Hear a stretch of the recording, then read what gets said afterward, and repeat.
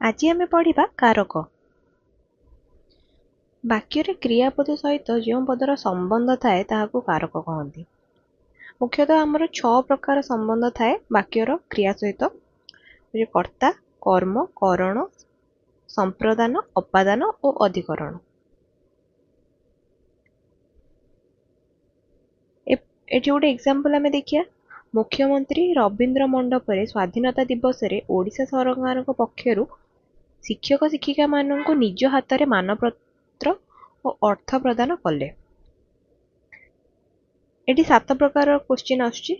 किए प्रदान कले, कौन प्रदान कले, काहींकि बा किपरि प्रदान कले, काहाकू प्रदान कले, काहा पक्षरु प्रदान कले, केउ ठारे प्रदान कले और केबे प्रदान कले। को क्वेश्चन कले हमको को कारक मिलुची सेटा हमें आगु डिस्कस करिया।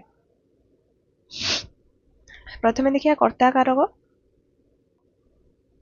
जे क्रिया संपादन करे बा कराए ताहाकू कर्ता कारक कुआ जाए। एग्जांपल, छात्र व्याकरण पढ़ुची, शिक्षक छात्र को व्याकरण पढ़ाउछंती। साधारणतः किए और कौन लगी प्रश्न कले हमको जहाँ उत्तर मिले ताहा होची कर्ता कारक। तो एठारे सेपरि किए व्याकरण पढ़ुची तो हमरा उत्तर आसीबो छात्र। किए व्याकरण पढ़ाउछंती उत्तर आसीबो शिक्षक। तो एठारे छात्र और शिक्षक होची कर्ता कारक। तापर आमे देखिया कर्तार प्रकार। प्रथमे होची मुख्य कर्ता। जे कार्य संपादन करे ताहा होची मुख्य कर्ता। जेपरि एठी गायत्री गीत गाउची। व्यासदेव महाभारत रचना करथिले। एठारे गायत्री और व्यासदेव डायरेक्ट गाउची ओ रचना करथिले सहित संपृक्त थिबारु एहा होची मुख्य कर्ता। प्रयोजक कर्ता कोन? जो कर्ता निजे कार्य संपादन करे अन्य कहा द्वारा कार्य संपादन करे ताहा होची प्रयोजक कर्ता। एहाको हेतुकर्ता मध्य कहा जाए। शिक्षक छात्र द्वारा मूर्ति गढ़ाइले। परशुराम कर्ण को धनुर्विद्या शिखाइले। एठारे शिक्षक और परशुराम कार्यटी निजे न करी छात्र द्वारा और कर्ण द्वारा कामटी कराइले। तेणु शिक्षक और परशुराम एठी होची प्रयोजनार्थक कर्ता। तापरे देखिया प्रयोज्य कर्ता। प्रयोजक कर्ता जहा द्वारा कार्य संपादन करे ताहा होची प्रयोज्य कर्ता। तो एग्जांपल देखिया, वाल्मीकि लवकुशଙ୍କ द्वारा रामचंद्र को रामायण सुनाई थिले। माँ पुओ को भात खुआई थिले। एटार लवकुशଙ୍କ द्वारा ओ पुओ को ए दुईटी होची प्रयोज्य कर्ता। प्रयोज्य कर्ता ठारे साधारणतः द्वितीय बा तृतीय विभक्ति होइथाय। ऊह्य कर्ता। बेले बेले आदेश सूचक वाक्य रे कर्ता हमर ऊह्य रहे। जेपरि सत्य कह, धर्म आचरण कर, सेठाकू जाओ। एठारे कर्ता नथिले मध्य एठारे कर्ता हमें तुमे कहि के बुझू। कर्ता हमर विशेष्य होई पारे, सर्वनाम होई पारे, विशेषण होई पारे, कृदंत पद होई पारे, खंड वाक्य होई पारे और वाक्यांश होई पारे। विशेष्य रे जेपरि भिकारीटी भिख मागुची। सर्वनाम रे मु पुरी जीवी। विशेषण रे मूर्ख सहजरे बुझे नाही। कृदंत पद रे मरण जीवनर अंतिम सोपान। खंड वाक्य रे से धर्म रे थिले बोली एते बड़ विपदर रक्षा पाइले।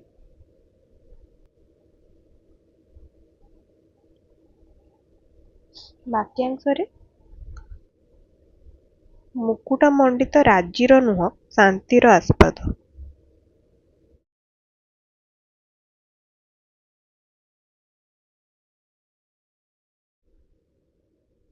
कर्तार क्रिया संपादन रे जहा अभिलाषित बा प्रधान लक्ष्य ताहा होची कर्मकारक। ଏକ୍ସାମ୍ପଲ୍, ଖାରବେଳ ମଗଧ ଜୟ କରିଥିଲେ। ପିତା ପୁତ୍ରକୁ ଡାକୁଛନ୍ତି। କର୍ମ ମୁଖ୍ୟତଃ ଦୁଇ ପ୍ରକାର, ଗୋଟେ ହେଉଛି ମୁଖ୍ୟ କର୍ମ ଆଉ ଗୋଟେ ହେଉଛି ଗୌଣ କର୍ମ। କିଛିଟା ବାକ୍ୟରେ ଆମର ଦୁଇଟି କର୍ମ ମଧ୍ୟ ବ୍ୟବହାର ହୋଇଥାଏ। ଉଦାହରଣ ଦେଖିବା, ଛାତ୍ରମାନେ ଶିକ୍ଷକଙ୍କୁ ପ୍ରଶ୍ନ ପଚାରୁଛନ୍ତି, ସନ୍ନ୍ୟାସୀ ଲୋକମାନଙ୍କୁ ଉପଦେଶ ଦଉଛନ୍ତି। ଏଠାରେ ଛାତ୍ରମାନେ ପ୍ରଶ୍ନ ପଚାରୁଛନ୍ତି, ସନ୍ନ୍ୟାସୀ ଉପଦେଶ ଦେଉଛନ୍ତି। ତେଣୁ ଗୋଟେ ପ୍ରଶ୍ନ ଓ ଉପଦେଶ ହେଉଛି ମୁଖ୍ୟ କର୍ମ। ଶିକ୍ଷକଙ୍କୁ ଓ ଲୋକମାନଙ୍କୁ ହେଉଛି ଗୌଣ କର୍ମ।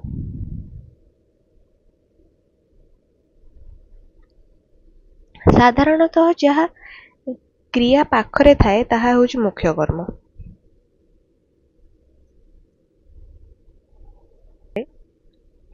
ବାକ୍ୟରେ ଦୁଇଟି କର୍ମ ଥିଲେ ଯେଉଁ କର୍ମଟି କର୍ମ ଭିନ୍ନ ଅନ୍ୟ କାରକରେ ବ୍ୟବହୃତ ହୋଇପାରେ ତାହା ଗୌଣ କର୍ମ ବା ଅପ୍ରଧାନ କର୍ମ।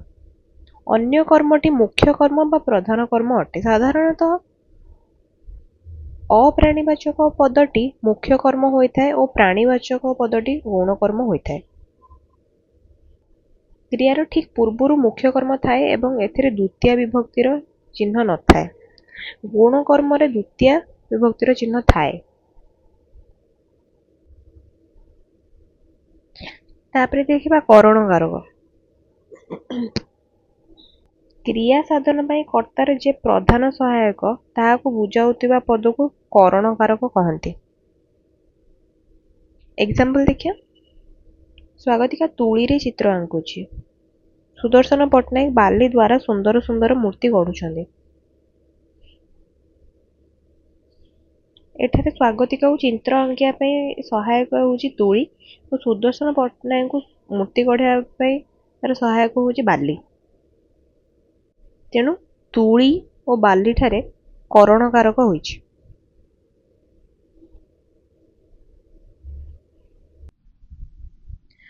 ସମ୍ପ୍ରଦାନ କାରକ, ଯାହାକୁ କୌଣସି ପଦାର୍ଥ ଦାନ କରାଯାଏ ତାହାଠାରେ ସମ୍ପ୍ରଦାନ କାରକ ହୁଏ। ଯେବେ ଦେଶବାସୀ ସୁନାମୀ ବିପନ୍ନଙ୍କୁ ବସ୍ତ୍ର, ଖାଦ୍ୟପେୟ ଓ ଅର୍ଥ ଦାନ କଲେ। ଭୋକିଲା ଭିକାରୀକୁ ଖାଇବାକୁ ଦିଅ। ଏଠାରେ ସୁନାମୀ ବିପନ୍ନଙ୍କୁ ଓ ଭିକାରୀଟିକୁ ପାଖରେ ସମ୍ପ୍ରଦାନ କାରକ ହୋଇଛି।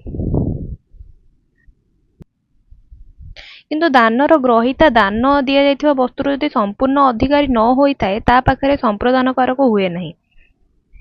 ଯେପରି ଧୋବାକୁ ଲୁଗା ଦିଅ, ରାମ ମୋ ବହିଟି ମୋତେ ଦିଅ।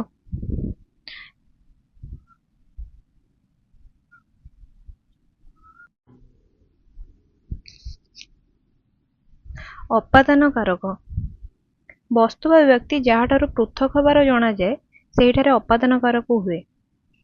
ନମିତା ନଳକୂଅରୁ ପାଣି ଆଣିଲା। ମହାକାଶ ଯାତ୍ରୀମାନେ ମହାକାଶ ଯାନରୁ ଅବତରଣ କଲେ। ଛାତରୁ ପାଣି ଗଳୁଛି। ଏଠାରେ ନଳକୂଅରୁ, ମହାକାଶ ଯାନରୁ ଓ ଛାତରୁ ଏହିଠାରେ ଅପାଦାନ କାରକ ହୋଇଛି। ପୃଥକ ହେବା ଛଡ଼ା ଅଲଗା କିଛି କିଛି ଅର୍ଥରେ ମଧ୍ୟ ଅପାଦାନ କାରକ ହୁଏ। ଯେପରି ଆରମ୍ଭ ଅର୍ଥରେ ପହିଲି କାର୍ତ୍ତିକରୁ ମୁଁ ଭାଗବତ ପାଠ କରିବା ଆରମ୍ଭ କରିବି। ବିରତି ଅର୍ଥରେ ପାପ କର୍ମରୁ ବିରତ ରୁହ। ରକ୍ଷା ଅର୍ଥରେ ଈଶ୍ୱର ଧାର୍ମିକକୁ ବିପଦରୁ ରକ୍ଷା କରନ୍ତି। ଉତ୍ପତ୍ତି ଅର୍ଥରେ ପାଳରୁ ଛତୁ ଫୁଟେ। ମୁକ୍ତି ଅର୍ଥରେ ପ୍ରତ୍ୟେକ ଲୋକ କର୍ତ୍ତବ୍ୟ କରି ପିତୃମାତୃ ଋଣ, ଗୁରୁ ଋଣ, ରାଷ୍ଟ୍ର ଋଣରୁ ମୁକ୍ତ ହେବା ଉଚିତ। ଅନ୍ତର୍ଧ୍ୟାନ ଅର୍ଥରେ ଚାହୁଁ ଚାହୁଁ ଚିଲିକାର ଶାନ୍ତ ସ୍ନିଗ୍ଧ ଦୃଶ୍ୟରାଜି ମୋର ଦୃଷ୍ଟିପଥରୁ ଅନ୍ତର୍ହିତ ହେଲା। ପରାଜୟ ଅର୍ଥରେ ଗୁରୁ ଶିଷ୍ୟଠାରୁ ପରାଜୟ ଇଚ୍ଛା କରନ୍ତି। ନିବାରଣ ଅର୍ଥରେ ବନ୍ଧୁ ବନ୍ଧୁକୁ କୁମାର୍ଗରୁ ନିବାରଣ କରେ। ଲାଷ୍ଟରେ ଆମେ ଦେଖିବା ଅଧିକରଣ କାରକ। କ୍ରିୟା ସାଧିତ ହେବାର ସ୍ଥାନ ଓ ସମୟକୁ ଅଧିକରଣ କାରକ କହନ୍ତି। ଏପରି ନଦୀ କୂଳରେ ଶୀତଳ ପବନ ବହେ। ଶରତ ଋତୁରେ ଆକାଶ ନିର୍ମଳ ରହେ। ଏଠି ନଦୀ କୂଳରେ ସ୍ଥାନ ଓ ଶରତ ଋତୁ ଏକ ସମୟକୁ ବୁଝାଉଛି ଯେଉଁଠାରେ ଆମର ଅଧିକରଣ କାରକ ହେଉଛି। ଯେଉଁ ପଦ ଦ୍ୱାରା କ୍ରିୟା ସାଧିତ ବା ସମ୍ପନ୍ନ ହେଉଥିବା ସ୍ଥାନ ସୂଚିତ ହୁଏ ତାହା ସ୍ଥାନାଧିକରଣ କାରକ। ଯଥା ଆକାଶରେ ଚନ୍ଦ୍ର ଉଦୟ ହେଲେ। ଯେଉଁ ପଦ ଦ୍ୱାରା କ୍ରିୟା ସାଧିତ ହେବାର ସମୟ ଜଣାପଡ଼େ ତାହା କାଳାଧିକରଣ କାରକ। କାର୍ତ୍ତିକ ପୂର୍ଣ୍ଣିମାରେ ବୋଇତ ବନ୍ଦାଣ ଉତ୍ସବ ପାଳିତ ହୁଏ। ଯେଉଁ ପଦରୁ କ୍ରିୟା ସାଧିତ ହେବାର ବିଷୟ ସମ୍ବନ୍ଧରେ ସୂଚନା ମିଳେ ତାହା ବିଷୟାଧିକରଣ କାରକ। ଏକ୍ସାମ୍ପଲ, ଡକ୍ଟର ସର୍ବପଲ୍ଲୀ ରାଧାକୃଷ୍ଣଙ୍କର ଦର୍ଶନ ଶାସ୍ତ୍ରରେ ଗଭୀର ଜ୍ଞାନ ଥିଲା। ଏଠାରେ ଦର୍ଶନ ଶାସ୍ତ୍ରରେ ହେଉଛି ବିଷୟାଧିକରଣ କାରକ।